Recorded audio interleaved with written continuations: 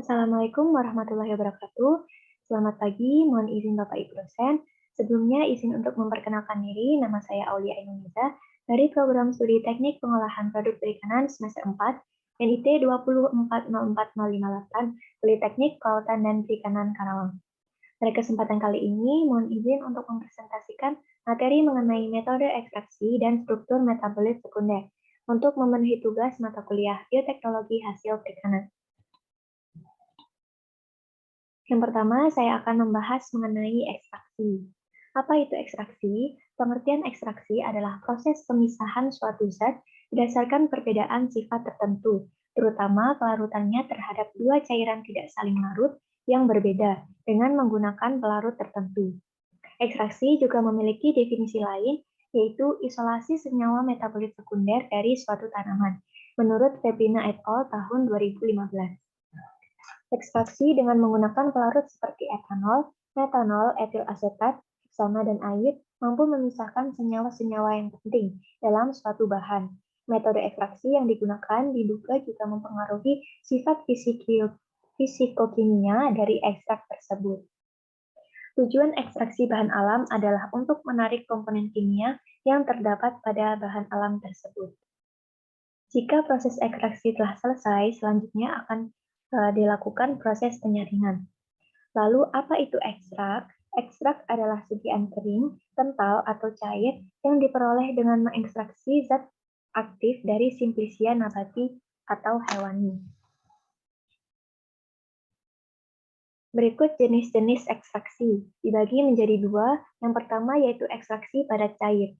Adalah suatu proses pemisahan satu atau lebih konstituen dari suatu padatan dengan mengkotakkannya dengan pelarut cair atau solvent, sehingga padatan dan cairan bercampur dan kemudian zat terlarut terpisah dari padatan karena larut dalam pelarut. Berdasarkan ada tidaknya pemanasan, metode ekstraksi pada cair dibagi lagi menjadi dua jenis.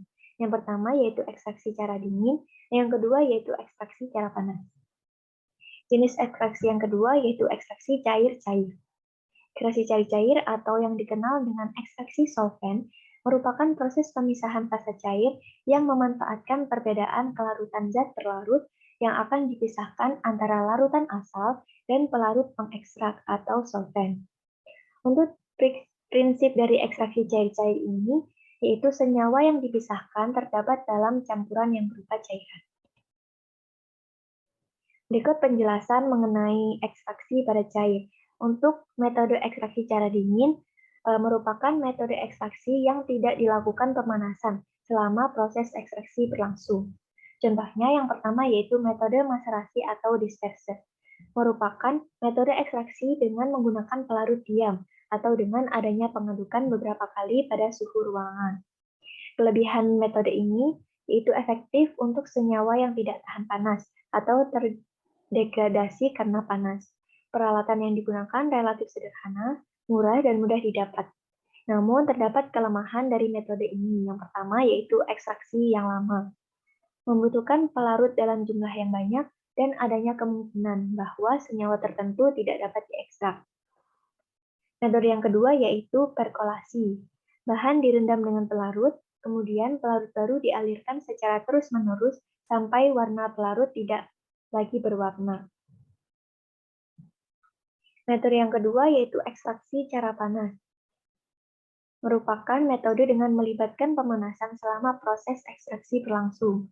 Adanya panas secara otomatis akan mempercepat proses ekstraksi dibandingkan dengan cara dingin yang ada pada slide sebelumnya. Metode ini meliputi yang pertama yaitu ekstraksi reflux. Prosedurnya dilakukan pada titik idih pelarut tersebut, selama waktu dan sejumlah pelarut tertentu dengan adanya pendingin balik atau kondensor.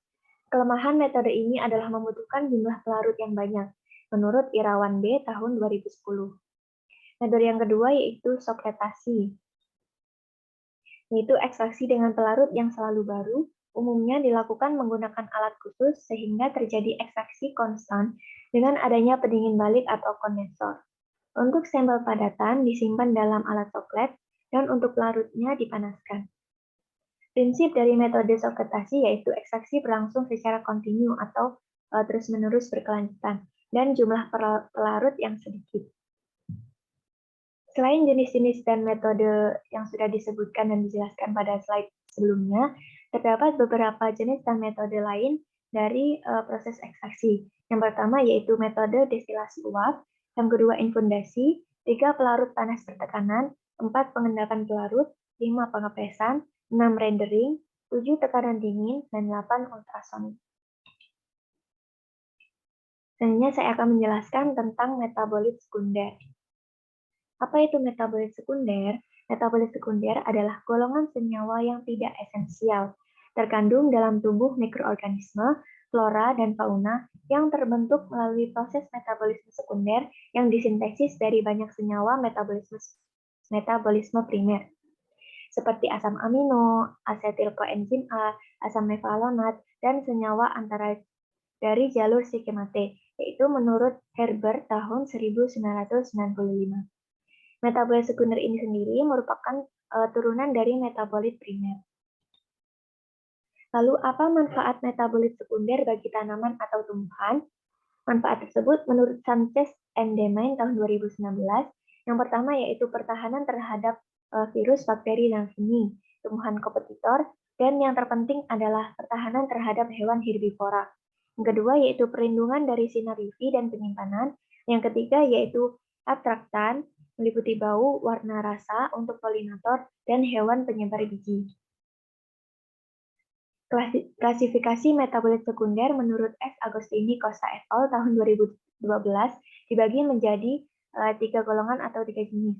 Yang pertama yaitu golongan terpen, meliputi volatil, glikosida kardiak, karotenoid, dan sterol. Yang kedua yaitu fenolit, meliputi asam fenolat, kumarin, lignan, stilbena, flavonoid, tanin, dan lignin. Dan yang ketiga yaitu golongan senyawa-senyawa yang mengandung nitrogen, meliputi alkaloid dan glukosinolat. Senyawa metabolit sekunder diproduksi melalui jalur di luar biosintesa karbohidrat dan protein. Ada 3 jalur utama untuk pembentukan metabolit sekunder, yaitu yang pertama ada jalur asam malonat asetat, kedua jalur asam mevalonat asetat, yang ketiga yaitu jalur asam stimat. Berikut merupakan struktur-struktur dari metabolit sekunder. Yang pertama ada struktur kimia alkaloid, kedua struktur kimia flavonoid, struktur kimia tanin, dan struktur kimia terpenoid. Berikut merupakan resum atau ringkasan dari jurnal nasional yang saya gunakan. Itu jurnal pertama yaitu berjudul Screening Fitokimia Ekstrak Etanol Rumput Laut Gracilaria sp. asal desa Neusu, Kabupaten Aceh Besar.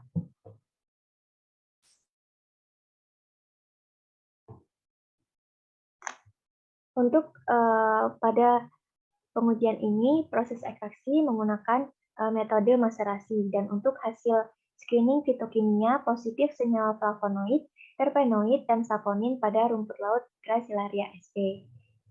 Senyawa-senyawa tersebut merupakan senyawa metabolit sekunder yang terdapat pada rumput laut Gracilaria sp. yang digunakan sebagai sampel pada pengujian ini. Selanjutnya yaitu kegunaan metabolit sekunder pada kehidupan manusia.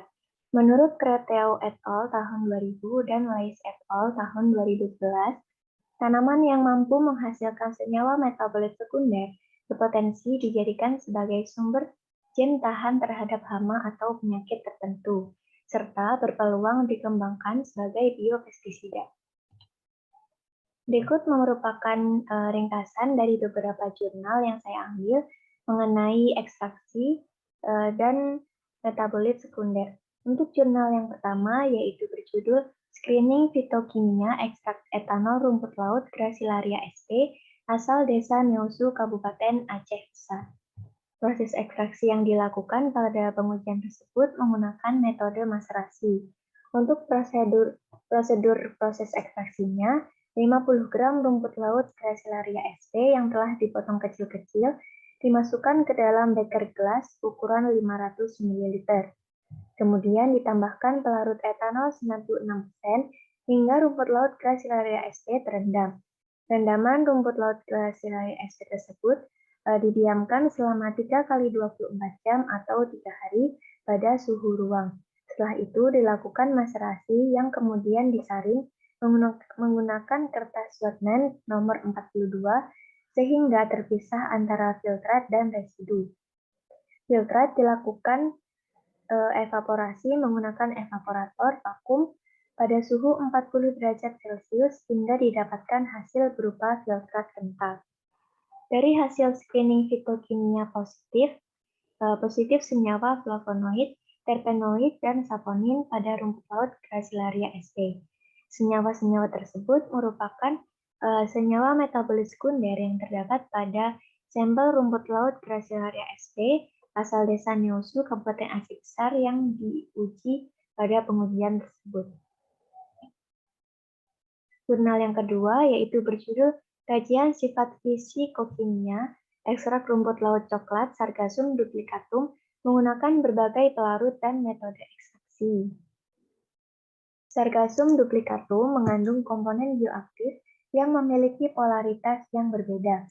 Maka dari itu, dilakukan penelitian ini yang bertujuan untuk mengetahui pengaruh jenis pelarut dan metode ekstraksi terhadap karakteristik psikokimia ekstraksi Sargassum duplicatum. Kandungan kimia Sargassum duplicatum dapat diperoleh dengan cara ekstraksi pelarut. Prinsip dari ekstraksi ini adalah memisahkan komponen yang ada dalam bahan yang diekstraksi dengan menggunakan pelarut tertentu. Hasil analisis kualitatif menunjukkan bahwa semua sampel ekstrak Sargassum duplicatum mengandung flavonoid, tanin, saponin, dan terpenoid. Sedangkan hasil uji kualitatif menunjukkan bahwa metode ekstraksi dan jenis pelarut tidak mempengaruhi kandungan flavonoid, saponin, maupun terpenoid. Berikut merupakan daftar pustaka dari berbagai sumber referensi jurnal yang saya ambil untuk presentasi materi pada hari ini mengenai metode ekstraksi dan metabolit sekunder. Sekian presentasi yang dapat saya sampaikan pada kesempatan kali ini. Mohon maaf apabila terdapat banyak kekurangan dan kesalahan dalam pengucapan. Terima kasih atas perhatiannya. Wassalamualaikum warahmatullahi wabarakatuh.